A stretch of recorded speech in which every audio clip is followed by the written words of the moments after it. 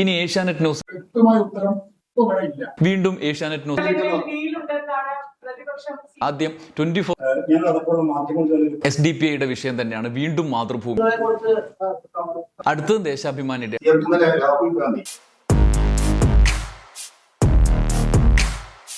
നമസ്കാരം. മുഖ്യമന്ത്രി പിണറായി വിജയന്റെ വാർത്താ സമ്മേളനത്തെക്കുറിച്ചുള്ള ഒരു വീഡിയോ ആണ്. ഈ തെരഞ്ഞെടുപ്പ് പ്രചരണത്തിലേക്ക് കേരളം സജീവമായി കടക്കുന്നതിൻ്റെ ആദ്യത്തെ നിലപാട് പ്രഖ്യാപനമായിരുന്നു LDFന്റെ ഭാഗത്തു നിന്ന് 21 ന്യൂസ് ചാനലുകൾക്ക്, ഓൺലൈൻ അടക്കമുള്ള 21 ന്യൂസ് ചാനലുകൾക്ക് 40 മുതൽ 1 മണിക്കൂർ വരെ സമയം വെച്ച് ഓരോരുത്തർക്കും മലയാളത്തിലെ ഏറ്റവും പ്രധാനപ്പെട്ട പുലികൾ എന്ന് നമ്മൾ വിളിക്കുന്ന ന്യൂസ് അവർ ടൈം, പ്രൈം ടൈമിൽ ചർച്ചകൾ കൈകാര്യം ചെയ്യുന്ന ആളുകൾക്ക് മുന്നിൽ ഇരുന്ന് ഒരർത്ഥത്തിൽ രാഷ്ട്രീയമായി പറയണമെങ്കിൽ നിരായുധനായി ഇരുന്ന് വാചകങ്ങൾ കൊണ്ട് ചോദ്യങ്ങളെ നേരിട്ട മുഖ്യമന്ത്രിയുടെ ഒരു കാഴ്ച നമ്മൾ കണ്ടതാണ്. അതിൽ ചോദിക്കാത്തതായി നമ്മുടെ മുമ്പിൽ ഇനി ഈ കേരള നിയമസഭാ തെരഞ്ഞെടുപ്പ് പ്രചരണ കാലത്ത് ഒരു വിഷയവും ഇല്ല. എന്നാൽ ഇപ്പോഴും എല്ലാ ദിവസവും പിണറായി വിജയൻ വാർത്താ സമ്മേളനം നടത്തുന്നുണ്ട്. ആ വാർത്താ സമ്മേളനത്തിൻ്റെ 1-2 ദിവസത്തെ ലക്ഷണത്തിന് ശേഷം ഏറ്റവും ഒടുവിലാണ് കൊല്ലത്തെത്തിയപ്പോൾ അസാധാരണമായിട്ട് വാർത്താ സമ്മേളനത്തിൽ പിണറായി വിജയൻ എണീറ്റ് പോകുമ്പോൾ പിന്നാലെ നടന്ന് ചീത്ത വിളിക്കുന്ന ഒരു മാധ്യമ പ്രവർത്തകനെ, പ്രമുഖമായ ഒരു മാധ്യമ സ്ഥാപനത്തിൻ്റെ ജേർണലിസ്റ്റിനെ നമ്മൾ കണ്ടത്. അത് നമ്മൾ മറ്റൊരു വീഡിയോയിൽ പരിശോധിച്ചതാണ്. ഈ ഘട്ടത്തിൽ അങ്ങനെ കടന്നു വന്ന ഒരു പ്രചരണ സമയം, തുടക്കത്തിൽ ഈ തെരഞ്ഞെടുപ്പ് പ്രചരണത്തിൻ്റെ ഗതി നിർണ്ണയിക്കുന്ന തരത്തിലുള്ള ഒരു മാധ്യമ സംവാദം, സാധാരണ ജനങ്ങളിലേക്ക് വരെ എത്തിയ മാധ്യമ സംവാദം നടന്നു. അതിനുശേഷമാണ് ഈ മാധ്യമ പ്രസ് മീറ്റുകൾ നടക്കുന്നതെന്നുള്ളതാണ്. ഈ ഘട്ടത്തിൽ ഞാൻ ആലോചിച്ചത് 2 ഭാഗത്തു നിന്നുള്ള പ്രതികരണങ്ങളാണ്. ഒന്ന്, രാഹുൽ ഗാന്ധി കേരളത്തിൽ ഇപ്പോൾ നയിക്കുന്നത്, തെരഞ്ഞെടുപ്പ് പ്രചരണം നയിക്കുന്നത് രാഹുൽ ഗാന്ധിയാണല്ലോ. രാഹുൽ ഗാന്ധി, പിണറായി വിജയൻ, വേണമെങ്കിൽ മോദി എന്നും പറയാം. നരേന്ദ്രമോദി ദേശീയ തലത്തിൽ നിന്നും വന്ന് ഇവിടെ പ്രചരണം സമയം കുറവാണെങ്കിലും പ്രധാനമായി ആരോപണങ്ങൾ ഉന്നയിക്കുന്നത്. രാഹുൽ ഗാന്ധിയോട് നമുക്ക് ചോദിക്കാൻ കുറേ ചോദ്യങ്ങളുണ്ട്. ഒന്ന്, ശബരിമല സ്വർണ്ണക്കൊള്ളയിൽ സോണിയാഗാന്ധിയുടെ പങ്ക്, അത് അവരുടെ വസതിയിൽ എങ്ങനെ ഈ പ്രധാന കൊള്ളക്കാരെത്തി, രാഹുൽ ഗാന്ധിയുടെ അമ്മയുടെ അടുത്ത് എങ്ങനെ എത്തി എന്നുള്ളതാണ്. രണ്ടാമത്തേത് BJPയുടെ ഇടപെടലാണ്. BJPയുടെ ഏറ്റവും ഒടുവിൽ FCRA വരെയുള്ള കാര്യങ്ങളിൽ, പൗരത്വ നിയമം മുതൽ ഇതുവരെയുള്ള കാര്യങ്ങളിൽ സംഘപരിവാറിൻ്റെ അജണ്ട നടപ്പാക്കുന്ന BJPയുടെ നയത്തിന് എതിരായ എന്ത് നിലപാടാണ് ഈ തെരഞ്ഞെടുപ്പിൽ പറയുന്നത് എന്നുള്ളതാണ്. മൂന്നാമത്തേത്, ഈ തെരഞ്ഞെടുപ്പ് കാലത്ത് രാഹുൽ ഗാന്ധിയെ നയിക്കുന്ന വയനാട് സ്വർണ്ണക്കൊള്ള അടക്കമുള്ള കാര്യങ്ങൾ. ഇങ്ങനെ 3 പ്രധാനപ്പെട്ട കാര്യങ്ങൾ ചോദിക്കാണ്ട്. ഇതുകൂടാതെ ഒരുപാട് കാര്യങ്ങളുണ്ടാവും. എന്നാൽ ഈ 3 കാര്യങ്ങളിൽ രാഹുൽ ഗാന്ധി ഒരക്ഷരം മിണ്ടിയിട്ടില്ല, മിണ്ടാനും പറ്റില്ല. അദ്ദേഹം ഏകപക്ഷീയമായി പ്രസംഗിച്ച് കടന്നു പോവുകയാണ് ചെയ്യുക. ഒരു വാർത്താ സമ്മേളനം നടത്താൻ അദ്ദേഹത്തിന് കേരളത്തിൽ അത്ര ധൈര്യമുണ്ടാവും എന്ന് നമ്മൾ വിചാരിക്കുന്നില്ല. രണ്ടാമത്തേത് നരേന്ദ്രമോദിയാണ്. ഞാൻ നേരത്തെ പല വീഡിയോയിൽ പറഞ്ഞതാണ്, അവർ രാജീവ് ചന്ദ്രശേഖറിൻ്റെ വിനു വി ജോണിൻ്റെ ഇൻ്റർവ്യൂവിൽ ഒരു ചോദ്യവും ചോദിക്കാതെ പോയ അത്രയും 10ഓളം ചോദ്യങ്ങൾ നമ്മൾ മറ്റൊരു വീഡിയോയിൽ പരിശോധിച്ചാണ്. ഇത്തരം കാര്യങ്ങളുള്ള മറുപടി അവരിൽ നിന്ന് കിട്ടില്ല. എന്നാൽ ഇപ്പുറത്തുനിന്ന് കിട്ടുമെന്ന് മാത്രമല്ല, നിരന്തരം പറഞ്ഞുകൊണ്ടിരിക്കുന്ന കാര്യങ്ങളിൽ ഒരു വാർത്താ സമ്മേളനത്തിലാണ് ഒരു മാധ്യമപ്രവർത്തകൻ ആ മട്ടിൽ പെരുമാറിയത്. കൈകെട്ടി വാപൊത്തി രാഹുൽ ഗാന്ധിയുടെയും നരേന്ദ്രമോദിയുടെയും പ്രസംഗങ്ങൾ കേട്ട് നിൽക്കുന്ന ആളുകൾ ഇവിടെ ഇങ്ങനെ ഒരു സംവാദം, ഒരുപക്ഷെ കേരളത്തിൻ്റെ ചരിത്രത്തിൽ, ഇന്ത്യയിൽ തന്നെ മറ്റൊരു മുഖ്യമന്ത്രി നടത്തിയിട്ടില്ലാത്ത അത്രയും വാർത്താ സമ്മേളനങ്ങൾ നടത്തിയ ഒരു മുഖ്യമന്ത്രി അത് തുടരുമ്പോൾ അതിൽ പോയിട്ടാണ് ഇന്നലെ അലമ്പാക്കിയത് നമ്മൾ കണ്ടതാണ്. ഞാനിത് ആമുഖമായി പറഞ്ഞു വന്നത്, ഇതിൻ്റെ തുടർച്ചയായിട്ട് ഇന്ന് പത്രങ്ങളിലും ഇന്നലെ ചാനലുകളിലും വന്ന വാർത്തകൾ ഫേക്കായി റിപ്പോർട്ട് ചെയ്യപ്പെട്ടിട്ടുണ്ട്. എങ്ങനെയാണെന്ന് വെച്ച് കഴിഞ്ഞാൽ, ഇന്നലത്തെ ആ അലമ്പാക്കിയ വാർത്താ സമ്മേളനത്തിൽ ദേശാഭിമാനിയും കൈരളിയും മാത്രമാണ് ചോദ്യം ചോദിച്ചതെന്ന് ഈ പിന്നാലെ നടന്ന് ചീത്ത വിളിക്കുന്ന സമയത്ത് ആ മാധ്യമപ്രവർത്തകൻ പറയുന്നുണ്ട്. അത് വ്യാജമായിരുന്നു, അങ്ങനെയല്ല എന്ന് നമ്മൾ തൊട്ട് മുന്നത്തെ വീഡിയോയിൽ എണ്ണം വെച്ച് പറഞ്ഞതാണ്. അതിൻ്റെ തുടർച്ചയായിട്ട് ഇന്നത്തെ വാർത്താ സമ്മേളനത്തിലും അങ്ങനെയുള്ള ഫേക്കായ നെറേറ്റീവ് ഉണ്ടാവാൻ ചാൻസ് ഉണ്ട്. ഇന്നത്തെ മനോരമയിലെ 1-ാം പേജിൽ അച്ചടിച്ച് വെച്ചിരിക്കുകയാണ്. ഇത്രയും 3/4 മണിക്കൂർ നീണ്ട വാർത്താ സമ്മേളനത്തിൽ വേറെ ആരെയും ചോദ്യം ചോദിക്കാൻ വിട്ടിട്ടില്ല, അതെന്തോ ഫാസിസ്റ്റ് കേന്ദ്രത്തിൽ നടന്ന പ്രവർത്തനമാണ് എന്ന്. ക്യാമറയ്ക്ക് മുന്നിൽ നടക്കുന്ന കാര്യങ്ങളാണല്ലോ. നമ്മൾ ചോദ്യങ്ങളും ഉത്തരങ്ങളും എണ്ണി ഇന്ന് രാവിലെ പറഞ്ഞിട്ടായിരുന്നു. ഇന്നത്തെ വാർത്താ സമ്മേളനത്തിൽ ഞാൻ ഈ വീഡിയോ എടുക്കാൻ കാരണം, ആ വാർത്താ സമ്മേളനത്തിൽ CPIMൻ്റെയും LDFൻ്റെയും ഈ പ്രചരണ ക്യാമ്പയിൻ നടത്തുന്ന സംഘം ചോദ്യം ചോദിക്കുന്ന ആളുകളുടെ ദൃശ്യങ്ങൾ കൂടി കാണിച്ചു. അത് സാധാരണ കാണിക്കുന്നതല്ല. കാരണം ഇന്നലത്തെ അനുഭവത്തിൻ്റെ തുടർച്ചയായിട്ടായിരിക്കാം ചോദ്യം ചോദിക്കാൻ സമ്മതിക്കുന്നില്ല എന്ന് പറഞ്ഞ് ചോദ്യം ചോദിക്കുന്ന ദൃശ്യങ്ങൾ, ചോദ്യം ചോദിക്കുന്ന ആളുടെ, മാധ്യമപ്രവർത്തകൻ്റെ ദൃശ്യങ്ങളടക്കം കാണിച്ചു. ഇന്ന് 2 ദേശാഭിമാനിയിൽ നിന്നും ഒപ്പം മറ്റ് പത്രങ്ങളിൽ നിന്നും, ദേശാഭിമാനിയും കൈരളിയാണല്ലോ പറയാം, ഇന്ന് കൈരളി ചോദ്യമേ ചോദിച്ചിട്ടില്ല. കൈരളി ചാനലിൽ നിന്ന് വന്ന ആൾ ദേശാഭിമാനിയിൽ നിന്നാണ് ചോദ്യങ്ങൾ ചോദിച്ചത്. മറ്റ് പ്രമുഖമായ എല്ലാ മാധ്യമങ്ങളിൽ നിന്നും ചോദ്യം ചോദിച്ചിട്ടുണ്ട്. അത്തരം കാര്യങ്ങൾ നമ്മൾ ഈ വീഡിയോയിൽ ചോദ്യം ചോദിച്ചതും ഉത്തരം പറഞ്ഞതും ഇന്നത്തെ വാർത്താ സമ്മേളനത്തിൽ എന്ത് നടന്നു എന്നാണ് നമ്മൾ നോക്കുന്നത്. നാളത്തെ മനോരമയിലെങ്കിലും ഇന്നത്തേതുപോലെ ആ വ്യാജ വാർത്തയ്ക്ക് സമാനമായ മറ്റൊരു വ്യാജ വാർത്ത വായിക്കേണ്ടി വരില്ല എന്ന് നമുക്ക് പ്രതീക്ഷിക്കാം. എന്തായാലും ഇന്നത്തെ കാര്യത്തിലേക്ക് കടക്കാം. വാർത്താ സമ്മേളനത്തിന്റെ തുടക്കത്തിൽ തന്നെ ഇന്നലെ ഉണ്ടായ അനുഭവത്തെക്കുറിച്ചാണ് മുഖ്യമന്ത്രി പറഞ്ഞത്. 30 മിനിറ്റ് കയറി വന്നാൽ 40 മിനിറ്റ് എന്ന രീതിയിൽ സംസാരിക്കുന്ന നിലയാണ് ഞാൻ സ്വീകരിക്കുന്നത്. അതിൽ ആമുഖമായി കഴിയാവുന്നത്ര 15 മിനിറ്റ് കൊണ്ട് നിർത്തും, അല്ലെങ്കിൽ 20 മിനിറ്റ് വരെ പോകും. ഇന്നലെ അത് കുറച്ച് നീണ്ടു തോന്നും, 25 മിനിറ്റ് വരെയായി വന്ന് സംശയമുണ്ട്. എന്നാൽ സാധാരണ 15 മിനിറ്റ് 20 മിനിറ്റ്. ഇവിടെ ചോദ്യങ്ങൾ നിങ്ങൾ ചോദിക്കുന്നത് നിങ്ങൾ തീരുമാനത്തിന്റെ ഭാഗമായി ചോദിക്കുന്നതാണ്. ആരാണ് ചോദിക്കുന്നത് എന്ന് ഞാൻ നേരത്തെ മനസ്സിലാക്കിയല്ല ഉത്തരം പറയാറ്. ചോദ്യത്തിന് ഉത്തരം പറയുന്ന രീതിയാണ് എല്ലാ കാലത്തും ഞാൻ സ്വീകരിച്ചിട്ടുള്ളത്. ഇന്നലെ എന്താണ് ഉണ്ടായത്? ഇന്നലെ ഉണ്ടായത് വിശദമായ 2-3 ചോദ്യം വന്നു.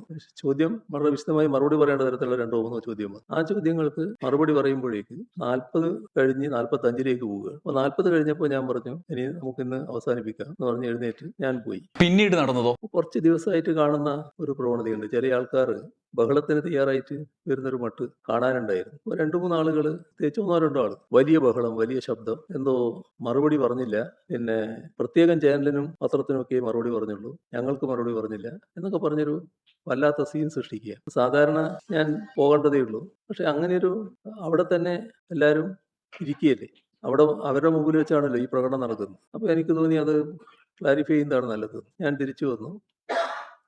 നിങ്ങളുടെ ചോദ്യങ്ങൾക്കാണ് ഞാൻ മറുപടി തന്നത്.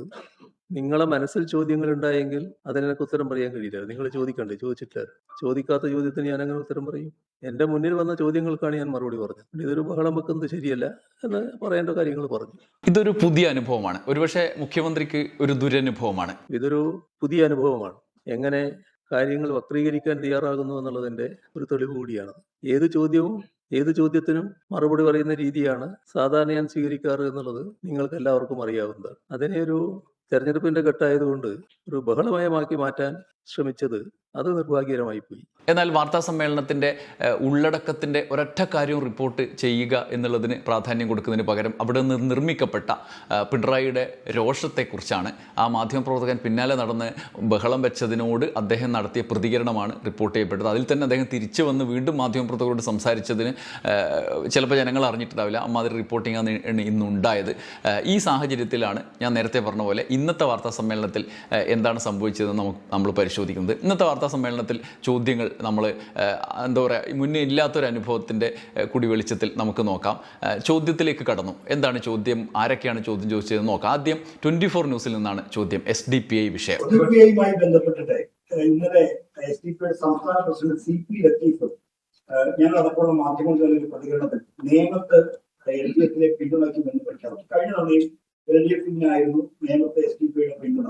പക്ഷേ CPIM-ഉം നിയമത്തെ സ്ഥാനാർത്ഥി ആവശ്യപ്പെട്ടതനുസരിച്ചാണ് പിന്തുണ നൽകുന്നത് എന്ന് അദ്ദേഹം പറഞ്ഞു. അങ്ങനെ ഏതെങ്കിലും ഒരു പിന്തുണ ആവശ്യമോ സ്ഥാനാർത്ഥി വ്യക്തിപരമായിട്ടോ അല്ലെങ്കിൽ പാർട്ടി നിലയ്ക്കോ നൽകിയിട്ടുണ്ടോ? തീർത്തും വസ്തുതാവിരുദ്ധമായ കാര്യമാണത്. ഞങ്ങൾ ഇത്തരം ഒരു ആവശ്യം ഉന്നയിച്ചിട്ടേ ഇല്ല. ഞങ്ങൾ സ്ഥാനാർത്ഥികൾ മത്സരിക്കുന്നുണ്ട്. സ്ഥാനാർത്ഥികൾ മത്സരിക്കുമ്പോൾ ആ മണ്ഡലത്തിന്റെ പ്രായോഗികതക്കനുസരിച്ചുള്ള നിലപാടുകൾ ആളുകൾ സ്വീകരിക്കുമെന്ന് നമുക്ക് എല്ലാവർക്കും അറിയാം. അതല്ലാതെ ഞങ്ങളെ LDF-ന് പുറത്തുള്ള ഇത്തരത്തിലുള്ള ഏതെങ്കിലും ഒരു കക്ഷിയുടെ പിന്തുണ വേണം എന്ന് പറഞ്ഞ് ഞങ്ങൾ സമീപിക്കുന്ന നില ഉണ്ടായിട്ടേയില്ല. LDF-ന്റെ ശുദ്ധമായ വർഗീയ വിരുദ്ധ നിലപാടാണ്. ആ നിലപാടിൽ ഒരു വിട്ടുവീഴ്ചയും ഞങ്ങളെ സംബന്ധിച്ചിടത്തോളം ഇല്ല. ഇതിന്റെ തുടർച്ചയായിട്ട് നേരത്തെ എടുത്ത വർഗീയവാദികളോടുള്ള തങ്ങളുടെ നിലപാട് എന്താണ് എന്നും അതിപ്പോഴും തുടരുന്ന സാഹചര്യമൊക്കെ മൂപ്പര് വിശദീകരിക്കുന്നുണ്ട്. അതിലേക്ക് നമ്മൾ പോകുന്നില്ല. ഇനി അടുത്ത ചോദ്യം, അത് മാതൃഭൂമി പത്രത്തിൽ നിന്നാണ്. മനുഷ്യരുടെ വോട്ട് മതി എന്ന് എന്തുകൊണ്ടാണ് അങ്ങനെ പറയാത്തത്? അദ്ദേഹത്തോട് എഴുതി വാങ്ങാം, എന്നിട്ട് പറയാം. ഞങ്ങൾ പറയുന്നത് ഞങ്ങളല്ലേ പറയാം. ഓരോരുത്തർ ഓരോ രീതിയിലല്ലേ വർത്താനം പറയാം. അതിനെപ്പറ്റി എന്തിനാ നിങ്ങൾ അങ്ങനെ അന്വേഷിക്കുന്നു? SDPIയുടെ വിഷയം തന്നെയാണ് വീണ്ടും മാതൃഭൂമി അതേ വിഷയത്തിലുള്ള ചോദ്യം. ഏത്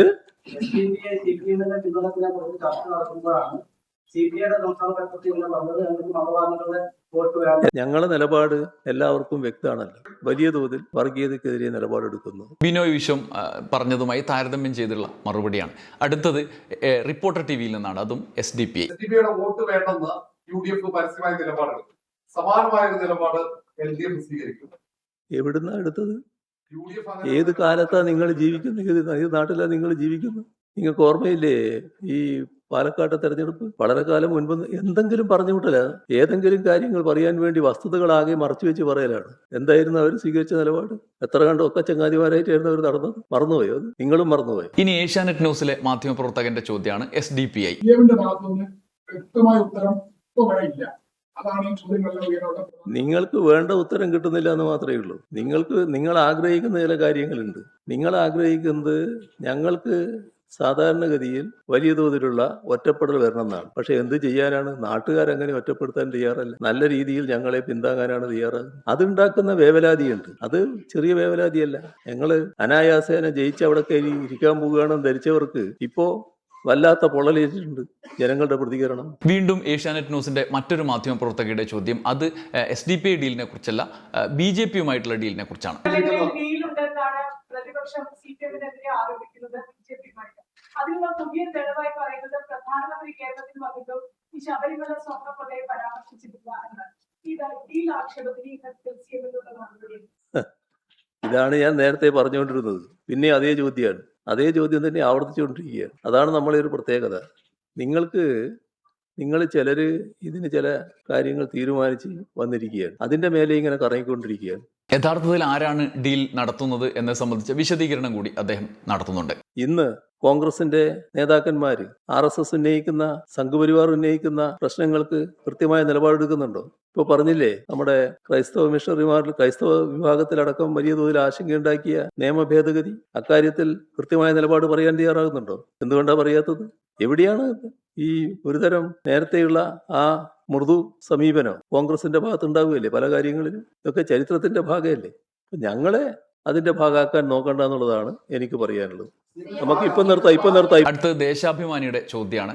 അത് FCRA നിയമം ഭേദഗതിയുമായി ബന്ധപ്പെട്ട് രാഹുൽ ഗാന്ധി ഇതുവരെ ഒരു അക്ഷരം പറഞ്ഞില്ലല്ലോ എന്നുള്ള ചോദ്യം. CM അടക്കം അതിനെതിരെ പാർട്ടിയും അതിനെതിരെ പ്രമേയം പ്രസ്താവിക്കുന്നു. പക്ഷെ പ്രതിപക്ഷം ഒരു അക്ഷരം ഇടുന്നില്ല. എന്തുകൊണ്ടായിരിക്കും?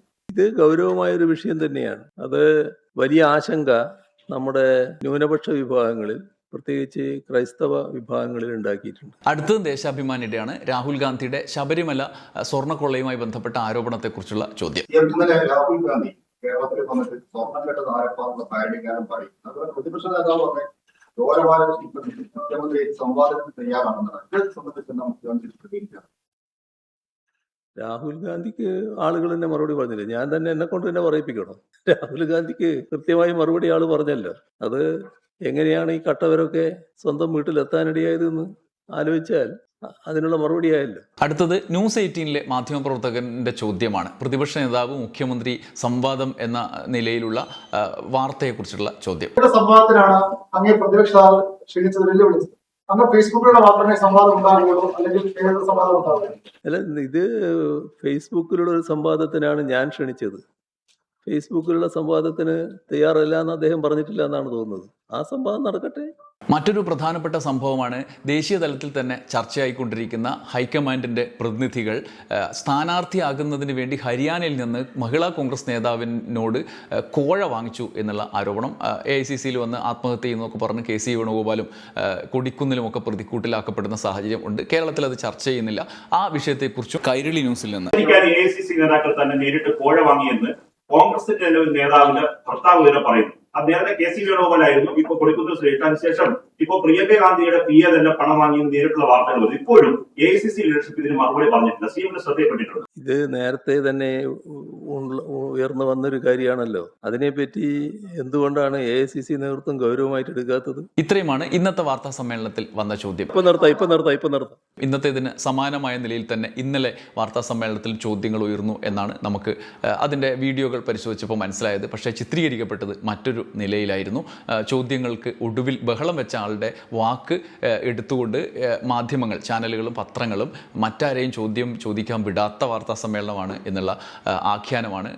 ഫേക്കായ വാർത്തകളാണ് ഇന്ന് റിപ്പോർട്ട് ചെയ്യപ്പെട്ടത്. അതുമായി ബന്ധപ്പെട്ട ഇന്നത്തെ സാഹചര്യം എന്താണെന്ന് പരിശോധിക്കാമെന്ന് വെച്ചിട്ടാണ് ഞാൻ ഈ വീഡിയോ മുഴുവൻ കണ്ടപ്പോൾ ഈ നിലയിലുള്ള വാർത്താ സമ്മേളനമാണ് നടക്കുന്നത് എന്ന് മനസ്സിലായി. ഒന്നും കേൾക്കാതെ ചോദ്യങ്ങൾ കേൾക്കുന്ന ആളെ വാപൊത്തി പിടിച്ച് മാറ്റി നിർത്തപ്പെടുന്ന രാഹുൽ ഗാന്ധിയുടെ പ്രസ് മീറ്റ് പോലെയല്ല നരേന്ദ്രമോദി ഏകപക്ഷീയമായി നടത്തുന്ന പ്രസ് മീറ്റ് പോലെയല്ല, കേരളത്തിൽ മുഖ്യമന്ത്രി ഇങ്ങനെയൊരു വാർത്താ സമ്മേളനം ആണ് നടത്തുന്നത് എന്ന് ബോധ്യമായതുകൊണ്ട് അത് നിങ്ങളോട് പറയാം എന്ന് വിചാരിച്ചിട്ടാണ് ഈ വീഡിയോയുമായി വന്നത്. ഈ വീഡിയോ ഇവിടെ അവസാനിക്കുന്നു. നന്ദി, നമസ്കാരം.